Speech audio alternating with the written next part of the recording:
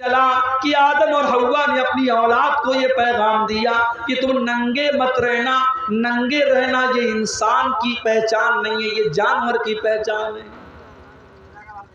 और आज के दौर में नंगे रहना ये तरक्की की पहचान है। जो औरत जितनी नंगी रहती है उसको उतना तरक्की याफ्ता, उतना मॉडर्न और उतना फैशनेबल माना जाता है। आज बड़े बड़े मुकाबले होते हैं, दुनिया के खूबसूरती के मुकाबले होते हैं और औरतों के बदन से कपड़े नोचे जाते हैं, उनको नंगा किया जाता है और दुनिया को ये बताया जाता है कि जो औरत जितनी नंगी होगी उतनी वो तरक्की करेगी। मेरे प्यारे साथियों, हमारे बाप आदम और हमारी माँ हव्वा, उनकी जो औलाद है, जो इंसान है, उन्होंने अपनी औलाद को ये पैगाम दिया कि नंगा रहना ये इंसानियत नहीं है, तो हैवानियत है। जो इंसान होगा वो नंगा नहीं रहेगा, वो अपने सतर को छुपाएगा, अपनी शर्मगाह को छुपाएगा। हजरत आदम और हव्वा ने जन्नत के पत्तों को तोड़ तोड़ करके अपने सतर को ढांपना शुरू कर दिया। अल्लाह ने फरमाया, अलम अनहकुमा अन तिलकुमा शजरती, अय आदम क्या मैंने मना नहीं किया था, अय हव्वा क्या मैंने मना नहीं किया था। मैंने तुमको बताया था कि तुम उस पेड़ के करीब न जाना, फिर भी तुमने उस दरख्त को खा लिया। अब हमारे बाप आदम ने और हमारी माँ हव्वा ने अल्लाह की बारगाह में तौबा की। क्या तौबा की? एक किताब आती है फजाइल आमाल, नाम सुना है आपने फजाइल आमाल का? हमारे बहुत सारे भाइयों के यहाँ फजाइल आमाल को बाकायदा दर्स के तौर पर मस्जिदों में पढ़ा जाता है।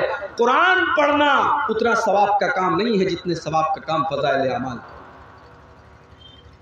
फजाइल आमाल के अंदर ये लिखा हुआ है कि जब हजरत आदम और हजरत हव्वा से गलती हुई तो वो दोनों परेशान हो गए कि हम अल्लाह से कैसे माफ़ी मांगे, कैसे दुआ करें।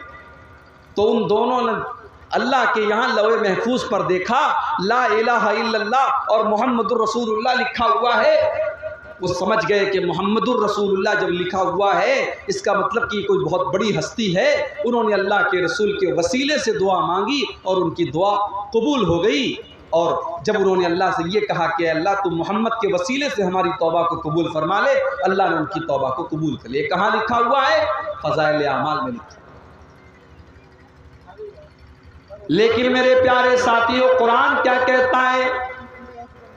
कुरान ये कहता है कि आदम और हव्वा ने अल्लाह की बारगाह में ये दुआ की, रब्बना ज़लमना अनफुसना व इल्लम तगफिर लना व तरहमना लनकूनन्न मिनल खासिरीन।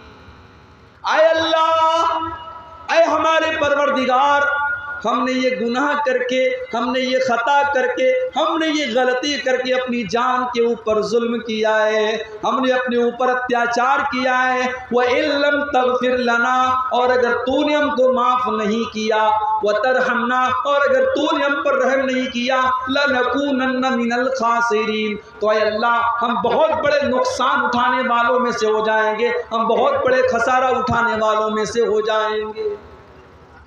कुरान तो ये दुआ बता रहा है। और फजाइल आमाल के अंदर क्या लिखा है कि अल्लाह के प्यारे नबी के वसीले से दुआ मांगी गई।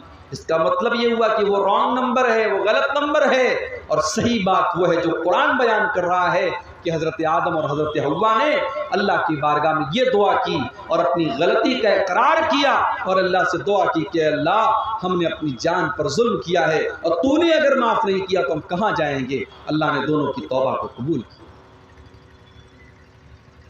एक तरफ हजरत आदम से गलती हुई, उन्होंने तौबा की, उन्होंने अल्लाह से माफी मांगी। और जब इबलीस से गलती हुई, इबलीस ने जब गुनाह किया, इबलीस ने जब अल्लाह के हुक्म के बावजूद हजरत आदम को सजदा नहीं किया और अल्लाह ने पूछा कि तूने आदम को सजदा क्यों नहीं किया, तो इबलीस ने माफी नहीं मांगी, इबलीस ने तौबा नहीं की। इबलीस ने क्या कहा? अना खैरुम मिन्हु, क़ाल अना खैरुम मिन्हु खलक़तनी मिन नारिन व खलक़तहु मिन तीन। इब्लीस ने कहा, अल्लाह मैं आदम को सजदा नहीं कर सकता, मैं तो आदम से बेहतर हूँ। आदम को तूने मिट्टी से पैदा किया है, मुझे आग से पैदा किया है। आग से पैदा होने वाली चीज़ मिट्टी से पैदा होने वाली चीज़ को सजदा क्यों करेगी? अय अल्लाह, मैं आदम को सजदा नहीं कर सकता। अल्लाह ने फरमाया मालकान तकब्बर फीहा, तू तकब्बुर कर रहा है, तू अहंकार कर रहा है, तू घमंड कर रहा है, तू जन्नत में रह करके तकब्बुर नहीं कर सकता, तू अल्लाह की बारगाह में रह करके तकब्बुर नहीं कर सकता। फखरुज मिनहा, तू निकल जा हमारी बारगाह से, तू निकल जा जन्नत से। अल्लाह ने इब्लीस को जन्नत से निकाल दिया और क़यामत तक के लिए इब्लीस को शैतान बना दिया, लानती बना दिया। तो गुनाह शैतान ने भी किया और गलती आदम से भी हुई, मगर शैतान अपने गुनाह के ऊपर डटा रहा और आदम ने तौबा की। तो हम आदम की औलाद हैं मेरे भाइयों, हमें तौबा करनी चाहिए, हमें अल्लाह से माफ़ी मांगनी चाहिए। इसीलिए अल्लाह के प्यारे नबी फरमाते हैं कुल्लु बनी आदम खत्ताउन, तमाम आदम की औलाद गलती करती है, आदम की तमाम औलाद से गलती होती है। वह खैरुल खत्ताईन अत्तवाबून, और आदम की सबसे बेहतरीन औलाद वो है जो तौबा कर ले, जो अल्लाह से माफ़ी मांग ले। ओ मेरे नौजवान साथियों, रात को 2-2 बजे तक मोबाइल में लगे रहने वाले मेरे भाइयों, मेरी नौजवान बहनों, मोबाइल के ऊपर लगी रहने वाली मेरी बहनों, मेरे भाइयों, अल्लाह की बारगाह में तौबा किया करो। कुछ ऐसा टाइम फिक्स कर लो, कुछ ऐसा वक्त अल्लाह की बारगाह में निकालो जब हम हो और अल्लाह की ज़ात हो और हमारी आंखों से आंसू निकल रहे हो, हम अल्लाह की बारगाह में अल्लाह से माफ़ी मांगे। अगर हम सच्चे दिल से माफ़ी मांगेंगे अल्लाह माफ़ कर देगा। कहते हैं ना, सुबह का भूला शाम को लौट आए तो उसे भूला नहीं कहते। अल्लाह की बारगाह में जो सच्ची तौबा कर ले, अल्लाह उसकी तौबा को फौरन कबूल कर लेता है। अल्लाह के प्यारे नबी फरमाते हैं अत्ताइबु मिनज़्ज़म्बि कमन ला ज़म्ब लहू, जो गुनाह से तौबा कर लेता है, जो अल्लाह से माफ़ी मांग लेता है, वो उसकी तरह हो जाता है जिसने कभी गुनाह ही नहीं किया। कल तक शराब पीता था, कल तक ज़िना करता था, कल तक हराम खाता था, आज अल्लाह से सच्ची तौबा कर लेता है, अल्लाह उसको बिल्कुल माफ़ कर देता है। जैसे हमारे कपड़े पे कोई दाग लगाओ, अब उसको डिटर्जेंट लगा के वॉशिंग मशीन में हम रगड़ रगड़ के धो दें, तब भी दाग का कुछ न कुछ असर तो बाकी रह जाता है। मगर जो सच्चे दिल से तौबा कर लेता है, अल्लाह के प्यारे नबी कहते हैं कि उस दाग का कोई असर भी उसके ऊपर बाकी नहीं रहता है, अल्लाह तबारक व तआला उसको बिल्कुल बेदाग कर देता है। तो सच्ची तौबा करो अल्लाह की बात। अल्लाह ने फरमाया वसारिउ इला मग़फ़िरतिन मिर रब्बिकुम, मेरे बंदो तुम अल्लाह की माफ़ी, अल्लाह से माफ़ी मांगा करो, अल्लाह से बख्शिश मांगा करो, अल्लाह से इस्तिग़फ़ार किया करो।